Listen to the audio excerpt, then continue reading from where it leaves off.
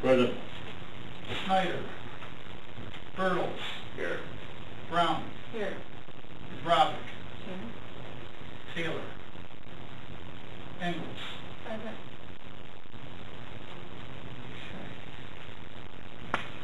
All right. Has everyone had a chance to look at the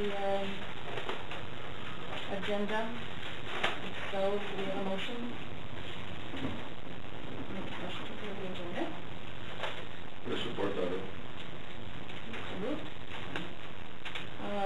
Public comments. We have no public. No public comments. Yeah, nobody's here. So. And next is the approval of the January 12th meeting minutes. While we get into that quickly, or not, I'm sorry, not the minutes. What I actually wanted to mention in the minutes is the annual report that we went over last month. I've given each of you, it should be your top handout. And basically what it is it's the last page of the annual report, that one right there. It's the last page of the annual report. Which was the amendments to include the brick It paving. added, exactly. It added items number 10 and 11 as far as items, projects for next year. Rather than mail it to you and have it folded up in a letter size, I thought I would just give it to you like this, and you can basically take the last page off and put that in its place. But the only change is in that table, whereas it originally I think had 9 items, it now has 10 and 11.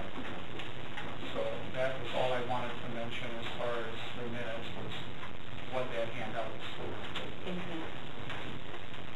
Mike, am I missing something? I do have my minutes in my agenda. Was there anything else? That was the only thing. That was the only thing that I put in there. In your mail. I'll have to there. I've got a couple other attached. We actually had approved those 2 additions to the report. Right. So. Right. Yeah. So there's nothing to approve other than the minutes themselves. I move we approve the minutes of the January meeting.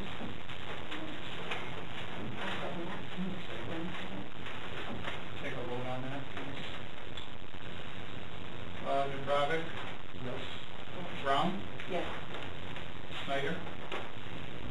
Wendover? Yes. Bertles? I got that speaking there. You can I wasn't abstain. here. You may You can abstain. abstain. You may abstain.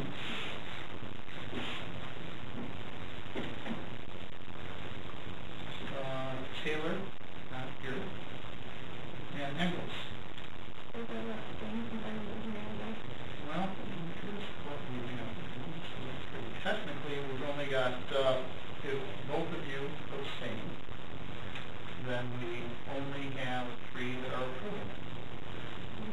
Which is, I mean, we can table it till next week, but I believe technically one of you could vote yes. Okay.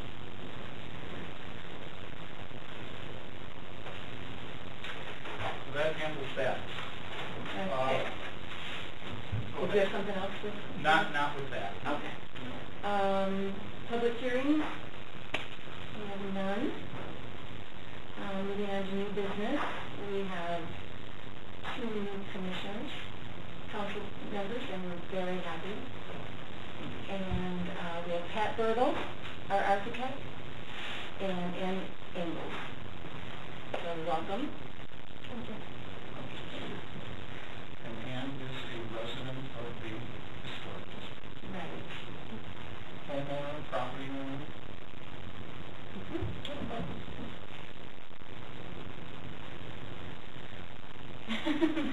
Anybody else? No, I'm sorry. I should have stayed quiet. And we should note that Pat is a registered architect and had done some of the work on the Continental Building.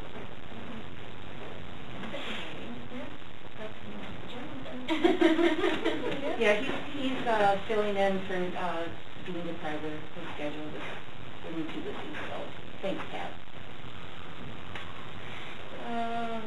old business, the Cobb's and Mitchell Building foreclosure and task force update. I think I'm going to turn that over to Ed. And Ed can give us an update on the task force. Let's let Mike bring us up to date on the foreclosure. Let me go over the Okay. handouts first. All right. That you have. Each of you, your next item, it should be a handout with a table here, which basically has the figures of the tax dollars that are owed on the buildings. And essentially, Carrie Lanning, our treasurer, I basically asked her to give us the most current figure and basically calculate the interest owed also. And essentially, the only thing, what is new on it from the last update you had like this would be the winter taxes that are actually due next Tuesday, I believe. And along with that, we did update the interest and penalties portion of it. So this is the most current figure as to the taxes that are due on it, some of which are delinquent. The second handout that you have related to the Cobb's is identical, and it describes the foreclosure process under the Obsolete Properties Act. This is actually the same handout that everybody got back in August. So it's the exact same handout. Essentially, where we're at now is, if you go down it, we are on stage 4. We are at stage 4. Stage 2, or item 2 on there, the filing of the release pendants on the property with the Register of Deeds, that is done and recorded. So essentially, where we're at now is that the city is waiting to hear from the court when the scheduling hearing, what's specifically called a scheduling hearing, is to be. And at that point of time, the judge will then lay out the dates for the foreclosure proceedings. They should be giving specific court dates for the foreclosure proceedings. I have a question. Is that, when we're going to make this announcement, is that after the 6 months? When the 6 months after filing? Basically, a minimum of 6 months, that says before seeking a judgment. So essentially, the scheduling hearing, to my knowledge, does not have to be after 6 months. But there's no question of final judgment, has to be at least 6 months. And mind you, we filed in November. So, for example, if the defendant does not respond in kind, as they are supposed to, then technically after the 6-month period, I believe an actual default could be. Yeah. And Ed, I'm going to let you talk here, because you understand it better than I do. As far as the Cobbs-Mitchell update, that's what I have, and Ed has just been involved in some meetings, so he can describe some of his further. Some fresh information that we just received at the task force meeting, and Jill Brown serves as an alternate on the task force during Nan's absence, so she was in as well. The owners of the Cobb-Mitchell building responded personally to court notice. There is a question whether they legally can do that, but that should be determined by the judge at that scheduling conference or that hearing, which may be next week, I think. So we should have some idea of the position, but from what we were told, it appears that they're not moving forward with anything on the building. I mean, it's still listed for sale, but they're not. I mean, they're fighting the city's contention that taxes are owed.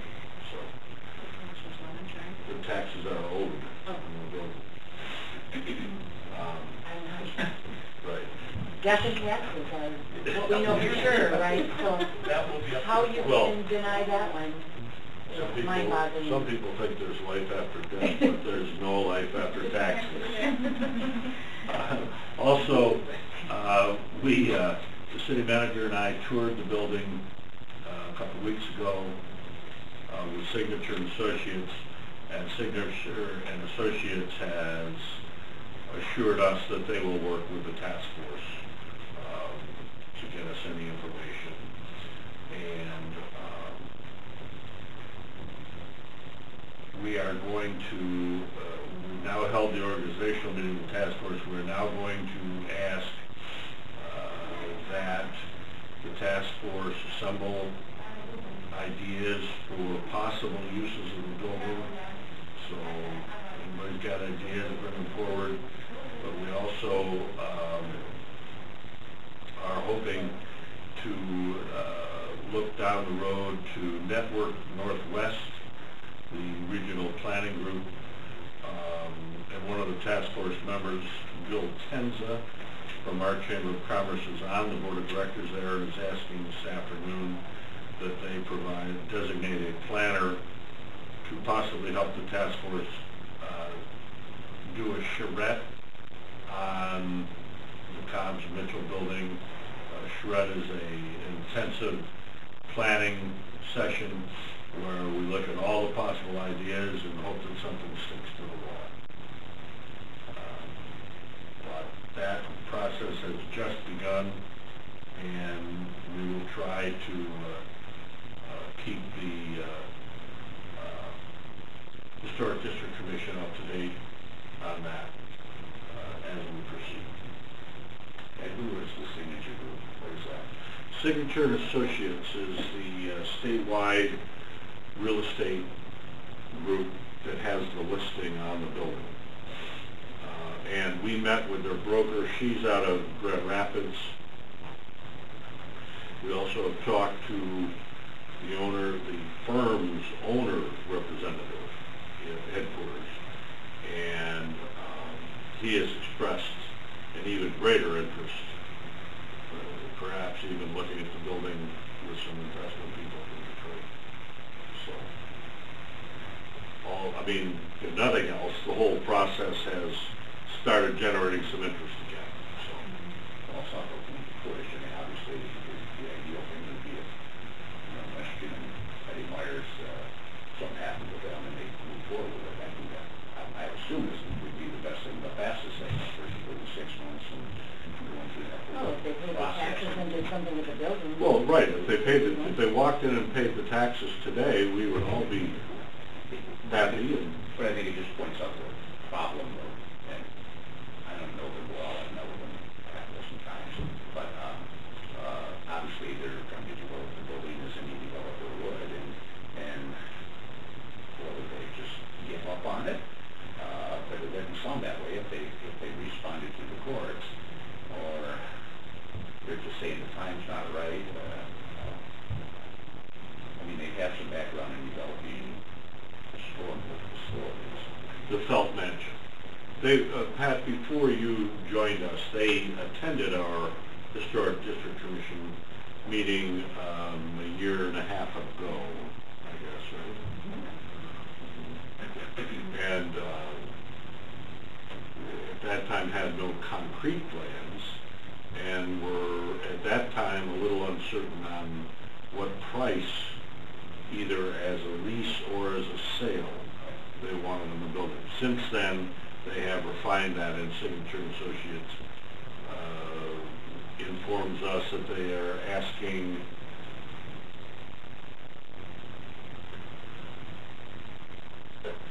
$375,000 for a sale price on the building and a lease up and down of a couple of different rates. $5 triple net upstairs, $3 triple net downstairs, I believe. Square foot. I hear you right to say Signature, one of the directors or main people there, maybe have some interest in the building. Yes, This is someone that I dealt with when I was down in the Detroit area, and we were looking to develop a property in downtown Detroit, a significant property, and they were our representative. And in fact, the owner of Signatures and Associates dealt with us on that as well. So they are now aware of this up here as a similar kind of idea. But it sounds like the price that Mr. is asking is more than what they would like to get it for, so if they would rather wait till let it go through the process and pick it up for Well, whatever. or the question may be, and this will be up to the task force, is private ownership of that building economically feasible and justifiable, or is it better in the public domain, or nonprofit domain? Again, you still get into economic feasibility questions. The city manager at the task force meeting raised the question of, is it taxable to the city? Well, of course, it hasn't. That building hasn't paid taxes to the city since the state owned it. And how long did the state own it? Oh, I don't know. The 50s, right? 1950s? The highway department took it. And before that, I assume it was always Cobbs and Mitchell Company, or the lumber company, must have sold it I don't then. recall that. Okay. But at any rate, it hasn't produced taxes to the city in some time.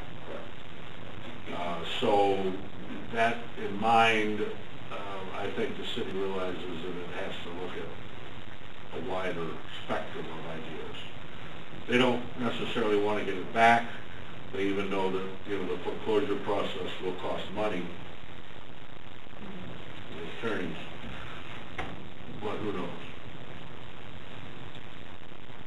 But then like push that cost that they put into it from foreclosure if the next owner paid taxes. You know what I mean? Or if it really was on the tax rolls and was bringing in whatever Well, the revenue. city may have to decide to forego that. I mean, if at the hearing, these guys said, we can't afford to fight it, or we don't want to fight it, we want to buy it back for $1. Well, then the city might have to say, okay, we kiss $20,348.22 goodbye, plus the attorney fees, but now we own it again. So we would be back to square one and have to look at it. Who knows? But we're just trying to keep all ideas, options out there, so that the city, that's our charge here in the Historic District Commission. If we're concerned about the long-term preservation of an historic building, it's our obligation to notify the city, which is what we did. And then that started the whole foreclosure thing, because they haven't paid taxes. But it was a good first task force meeting. And Marcus recommended that only not more than two members from the board hearing it. So I was only there as an alternate for him. What's the reason for that recommendation? Well, maybe twofold. We have always, and Pat, I don't know how much you're familiar with the Open Meetings Act and the Freedom of Information Act, but we are a city agency, and we must operate under that. Some of us firmly believe in it as well. But if you were to have a quorum of this body at another meeting like that, it could be construed as an official meeting of this group without proper notice and so forth. And we don't want to do that, particularly in the legal situation that the city is already in under the foreclosure. Makes sense. And these will be monthly meetings for task force It appears, so far? that's how it's going to head, roughly monthly. Part of that, I think, when we hear back from Bill Tenza,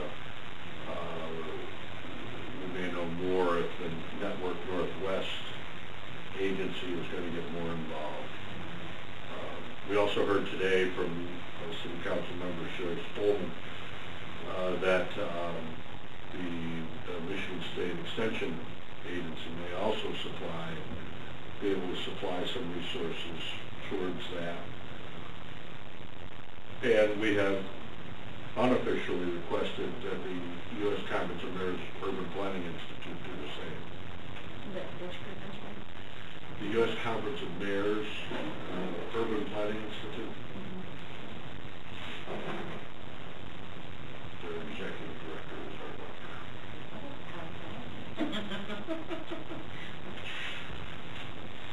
Anything else, Ed, that you wanted to cover with that? I'm sure more than anyone wanted to hear. And do you have any questions on the I would only make a comment, I think I sent a note to Nan, we've been extensively involved in that, have no real interest of being involved from a financial standpoint, we're not counting on this, I have a lot of files and stuff that I think would what was needed, but wanted, diagrams or stuff, but I would ask if any of that could be construed as public information that might be useful.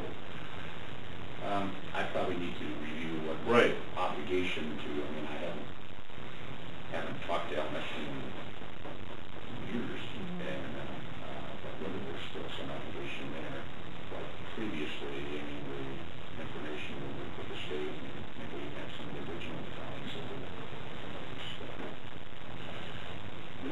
Mike is assembling here, Mike Coy is assembling at City Hall a kind of a conglomerate, and he and I sat down with the box, kind of went through things to make sure that, you know, we're not missing anything, or duplicating.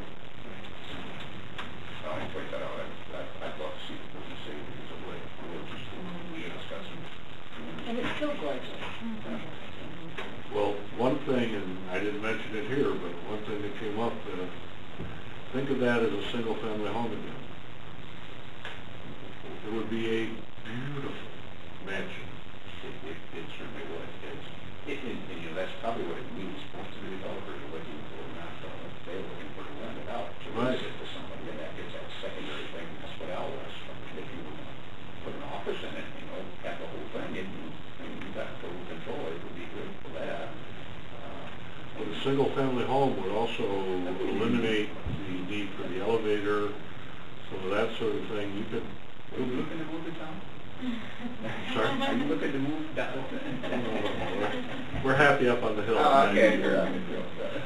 We're trying to avoid the flood. That's why we're on the hill.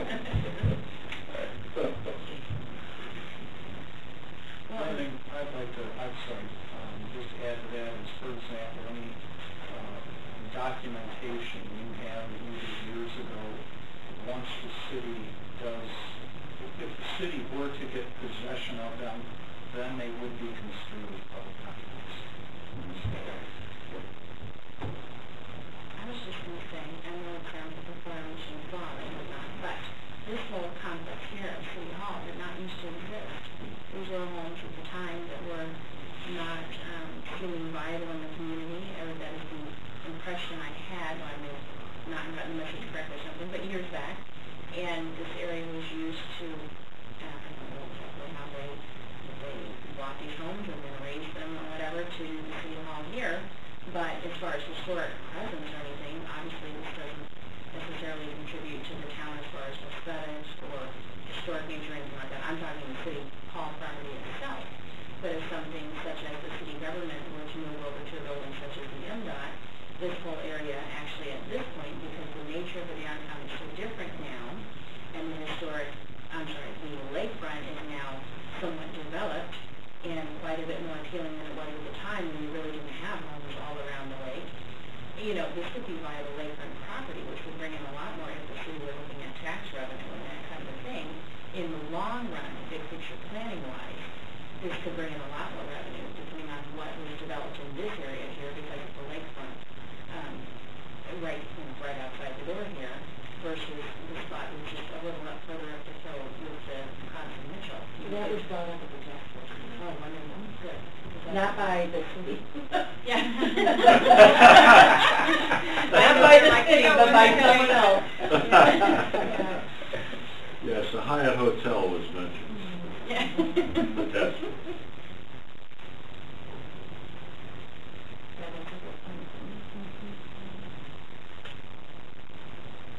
Does anyone else have anything else to add to that?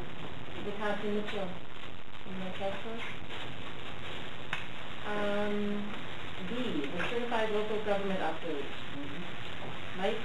Essentially, there was a letter sent to the state historic preservation offices, basically with a copy of the council resolution establishing, going forward for that certification.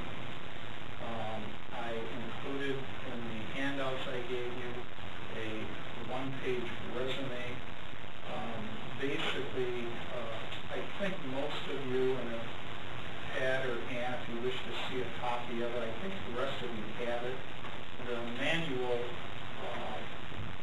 to pursue this certification is pretty lengthy. And I think it's 24 pages, but on page 22 of it, they do, one of the requirements is that all members of the Historic District Commission, they need that short resume included. So just, be aware of it. I don't know, Joe, have all of you seen Our that? resume? Pardon? What I handed you, that is a document. Oh, they want that filled out by each of us? That's on page 22 of the manual for getting certified certification. local government? Pardon? Certified local Yes. government? Yes. Yeah, the manual is 22 pages. Okay. All right, so this has got to be filled out by each of us. Yeah. And I mean, we're at the beginning stages, obviously, so, it's nothing that I would need immediately, but I just wanted to make you aware of it. And Jerry had suggested I do, just so you know. Okay. And, as we go through the steps, like I said, it is a process, and, I think basically in the case of offering to volunteer for this commission, I think basically Pat and Ann, what you fill out on that application is probably exactly what you would put here. It's pretty short, obviously. It's pretty very short. Yes.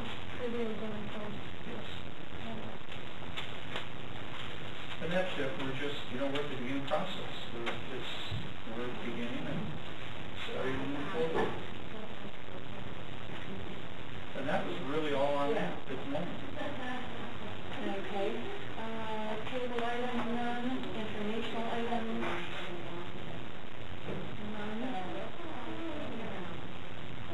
Commissioner comments? Anybody have comments? Public comment, yes. Yeah, actually, we're going to talk about roads.